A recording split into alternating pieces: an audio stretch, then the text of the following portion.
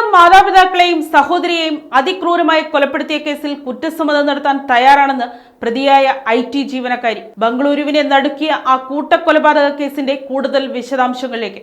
ബംഗളൂരുവിൽ മാതാപിതാക്കളെയും ഇളയ സഹോദരിയെയും കൊലപ്പെടുത്തിയ കേസിൽ കുറ്റസമ്മതം നടത്താൻ തയ്യാറാണെന്ന് പ്രതിയായ 24-കാരി ശ്വേത M തുറന്ന കോടതിയിൽ വ്യക്തമാക്കി. കഴിഞ്ഞ ജൂൺ 22-ന് നടന്ന കൊലപാതകങ്ങളുടെ പൂർണ്ണ വിവരങ്ങൾ സ്വമേധയാ കോടതിയെ അറിയിക്കാമെന്നാണ് ശ്വേതയുടെ നിലപാട്. കേസിൽ കൂട്ടുപ്രതിയും ശ്വേതയുടെ പങ്കാളിയുമായ കെന്നത്തിനെ കഴിഞ്ഞ വെള്ളിയാഴ്ച 10 ദിവസത്തേക്ക് പോലീസ് കസ്റ്റഡിയിൽ വിട്ടിരുന്നു.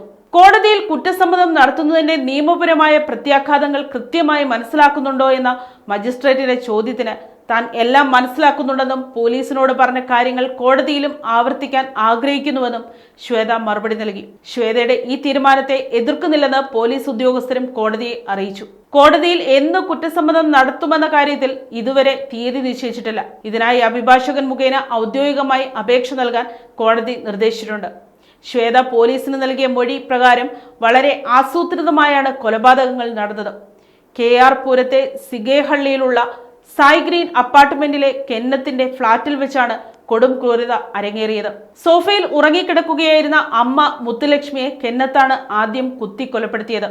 മൃതദേഹം കിടപ്പുമുറിയിലേക്ക് മാറ്റാൻ ശ്വേത സഹായിച്ചു. ഇതൊന്നും അറിയാതെ ഫ്ളാറ്റിലേക്ക് വന്ന പിതാവ് സോമസുന്ദറിനെയും സഹോദരി സുപ്രിയയെയും കെന്നത്ത് ക്രൂരമായി ആക്രമിച്ചു. വെട്ടേറ്റ സോമസുന്ദർ പുറത്തേക്കോടി രക്ഷപ്പെടാൻ ശ്രമിച്ചെങ്കിലും കുഴഞ്ഞു വീഴുകയായിരുന്നു.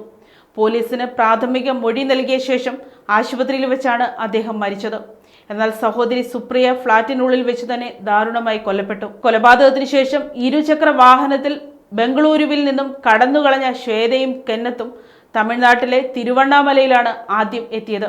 വാഹനം കേടായതിനെ തുടർന്ന് ഇവിടെ നിന്ന് പുതുച്ചേരിയിലേക്ക് കടന്ന പ്രതികളെ കൊലപാതകം നടന്ന് ഒരാഴ്ചയ്ക്കുള്ളിൽ തന്നെ വ്യത്യസ്ത ദിവസങ്ങളിലായി പോലീസ് അറസ്റ്റ് ചെയ്യുകയുമായിരുന്നു. News desk, Kottarakkara media.